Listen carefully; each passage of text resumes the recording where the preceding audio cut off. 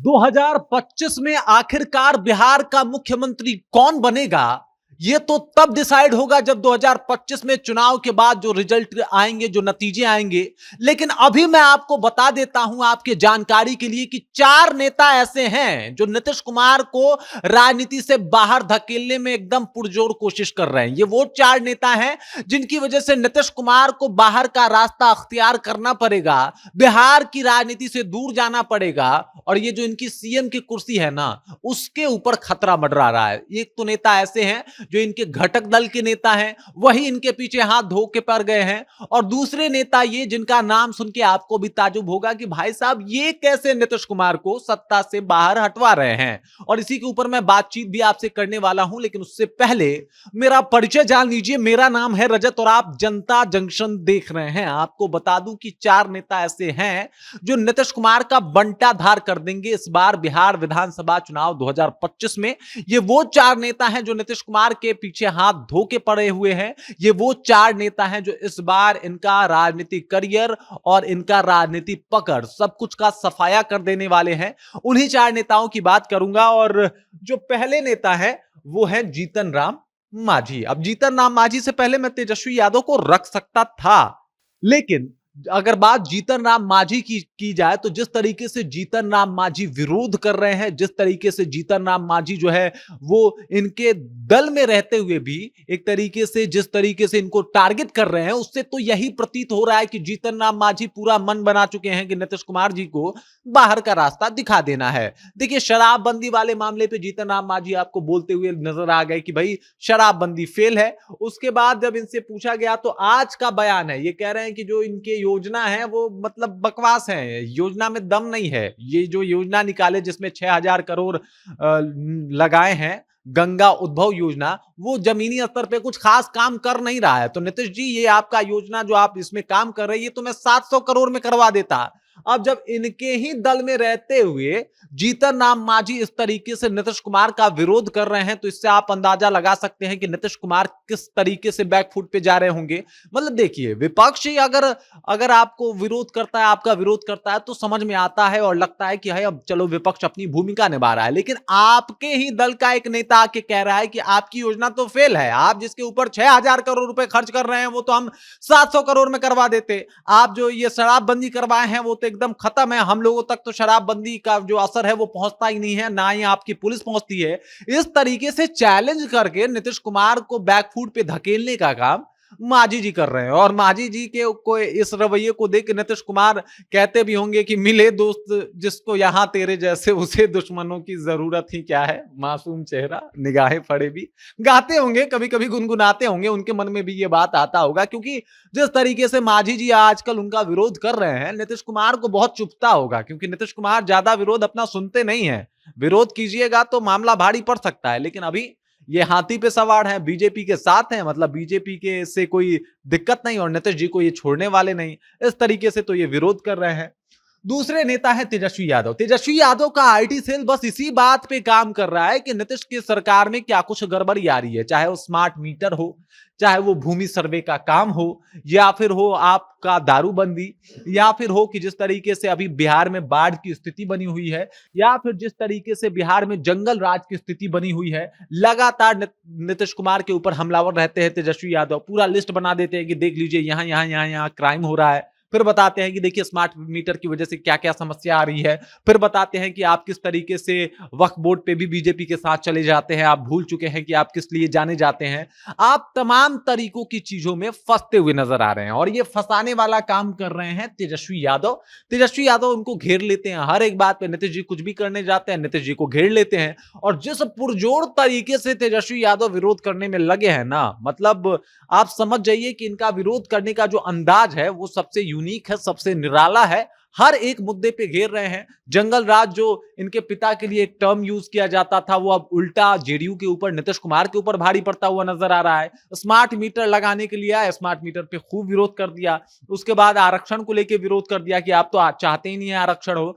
तो हर एक उस मुद्दे पे जिससे नीतीश कुमार आगे निकल सकते थे, बिहार में उनका दबदबा बन सकता था, उसी मुद्दे पे तेजस्वी यादव ने घेर लिया और अब जब घेर लिया तो बड़े मुश्किल में फंस गए नीतीश कुमार जी। अब उनके पास कोई ऑप्शन बचा ही नहीं है, करे तो करे क्या, जाए तो जाए कहां। मतलब चारों तरफ से चारों चक्का जाम है, तेजस्वी यादव हिलने ही नहीं दे रहे हैं, आपको कुछ और करने ही नहीं दे रहे हैं। जब तक आप इनके एक सवाल का जवाब तैयार करते हो तब तक 5 और सवाल तेजस्वी यादव पूछ देते हैं। और तेजस्वी यादव का सवाल इतना टफ होता है ना कि उसका जवाब नीतीश कुमार के पास होता भी नहीं है, और इसी वजह से हर बार नीतीश कुमार घिर जाते हैं। और यही दूसरे नेता है जो इनका एकदम से पूरा एकदम खात्मा कर देंगे, पूरे एकदम मिजाज में नजर आ रहे हैं। तीसरे नेता हैं प्रशांत किशोर। एक दौर था, एक टाइम था जब प्रशांत किशोर जेडीयू की सरकार बनाने में नीतीश कुमार की मदद कर रहे थे। उन्होंने कहा कि भाई हम जेडीयू की सरकार बनाना चाहते हैं। एक दौर वो भी आया जब ये जेडीयू से आगे बढ़ गए, जेडीयू का उन्होंने दामन छोड़ दिया। एक दौर ये था कि जेडीयू में इन्होंने बड़ा पद भी संभाला, और उसके बाद ये अपनी एक पार्टी बनाते हैं जनसुराज 2 अक्टूबर को। और उसके बाद सबसे ज्यादा निशाना, सबसे ज्यादा हमला जो है वो नीतीश कुमार के ऊपर करते हैं। और स्वाभाविक भी है, सरकार में नीतीश जी हैं, सरकार वो संभाल रहे हैं, मुख्यमंत्री वो हैं, तो हमला भी प्रशांत किशोर का उन्हीं पे ज्यादा होना चाहिए जो ये काम कर रहे हैं कि आपके आने से पलायन रुका नहीं। दारूबंदी को तो इन्होंने एकदम बेबुनियाद बता दिया, कहा कि दारूबंदी करवा के आप कुछ किए नहीं है, दारू मिल भी रहा है और हम जो है वो दारू चालू करवा देंगे। वो नीति जो नीतीश कुमार के लिए मतलब सबसे बेहतर था, उसी के ऊपर इन्होंने कहा कि आपका ये फेल है। दारूबंदी नहीं, इन्होंने कहा कि 3 एस है जिसके ऊपर आप गए समझो। पहला है शराबबंदी, दूसरा है सर्वे, तीसरा है क्या, तीसरा है स्मार्ट मीटर। और यही ये 3 मुद्दे हैं जिसके ऊपर आप जो है वो जाने वाले हैं सत्ता में। तो जिस तरीके से विरोध करने लगे हैं, जिस तरीके से उनके दलित वोटरों में सेंधमारी शुरू कर चुके हैं, जिस तरीके से महिला वोटरों को अपने पक्ष में कर रहे हैं, इससे तो यही प्रतीत हो रहा है कि सबसे ज्यादा अगर कोई अभी ज्यादा नुकसान पहुंचा रहा है नीतीश जी को तो वो खुद प्रशांत किशोर हैं। अब आइए चौथे नेता, और इन्हीं का नाम लेके मैं बोल रहा था कि ये चौथे नंबर के नेता ऐसे नेता हैं जिनका नाम सुन के आप चकरा जाएंगे कि भाई किस तरीके से ये इनको चुनाव हरवा रहे हैं। चौथे नेता का नाम है स्वयं नीतीश कुमार। देखिए ये तीनों इसलिए इतने हमलावर हैं क्योंकि नीतीश कुमार वो मौका दे देते हैं, शराबबंदी करवाए और उसके बाद देख लीजिए कह रहे कि 90% लोगों ने शराब छोड़ दिया। तो ये जो 90% लोगों ने शराब छोड़ दिया, तो आपको क्या लगता है कितने प्रतिशत, वो जो 10% बचे हैं लोग, वही लोग इतना शराब पी रहे हैं क्या बिहार में? आप देखिए हर एक गली में जो बिहार में शराब बिक रहा है वही 10% लोग पी रहे हैं। या फिर आप समझिए, मतलब थोड़ा तो लॉजिक रखिए, लेकिन नहीं, कोई लॉजिक वॉजिक नहीं है भाई। खुद से सर्वे कराया इन्होंने और सर्वे पे इतना भरोसा है, कह देते कि 10% लोग पीता है, 90% लोग तो दारूबंदी के बाद छोड़ दिया शराब। लेकिन हालिया स्थिति अगर देखा जाए तो कुछ और है। बिहार में हर जगह शराब उपलब्ध हो जाता है और जब जब ऐसा भाषण देते हैं बस घेरा जाते हैं तीनों तरफ से, तीनों तरफ से इनको घेर लिया जाता है, खासकर तेजस्वी यादव और प्रशांत किशोर के द्वारा। फिर कहते हैं कि देखिए स्मार्ट मीटर से फायदा होगा और तब तक नुकसान आने शुरू हो जाते हैं। तब तक पता चलता है कि देखो ना भाई, बिल जो है एक घर में एक पंखा और एक बल्ब जल रहा था और बिल आ गया है 1.5 लाख। अब लोग परेशान है, शौक ढल है भाई, माथा पकड़ लिया कि ये कौन सा स्मार्ट मीटर लगा रहे थे कि बहुत बढ़िया काम कर रहे थे।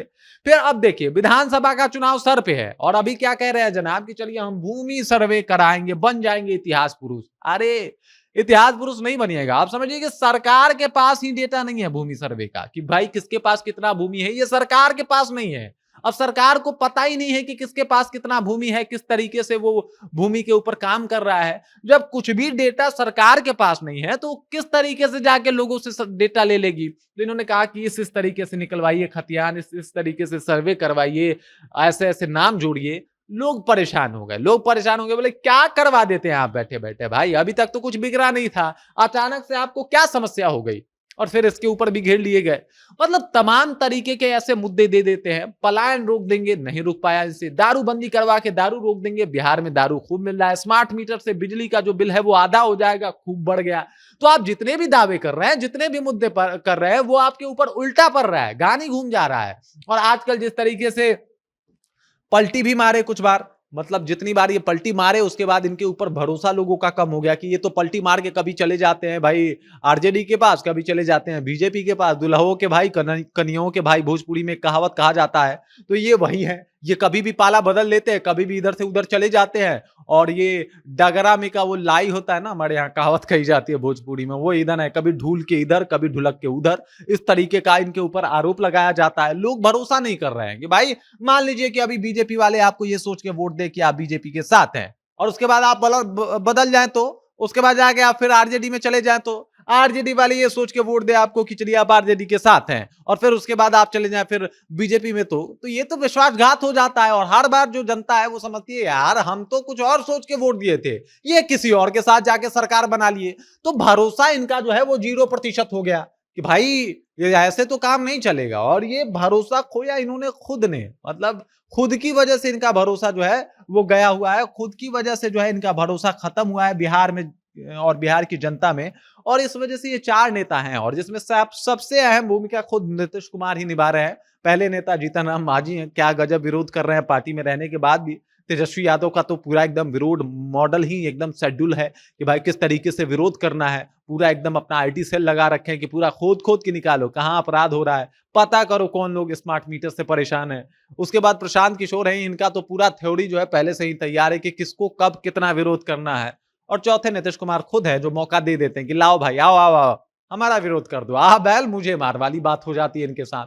तो यही वो 4 नेता हैं जो नीतीश कुमार का जो एक बार फिर से नैया जो है वो डुबा देंगे 2025 के बिहार विधानसभा चुनाव में। और यही वो 4 नेता हैं जो अहम भूमिका में आपको नजर में भी आएंगे कि भाई इन्हीं की वजह से इनकी सरकार चली गई। बाकी इस खबर को लेकर, इस जानकारी को लेकर और जिस तरीके से अभी नीतीश कुमार के ऊपर ये तीनों नेता हावी हैं, इस बात को लेकर आप क्या सोचते हैं, आपके जहन में क्या कुछ चल रहा है, कृपया कमेंट कीजिए और अपना विचार हम तक पहुंचा दीजिए। बाकी आप देख रहे हैं जनता जंक्शन और मेरा नाम रजत है।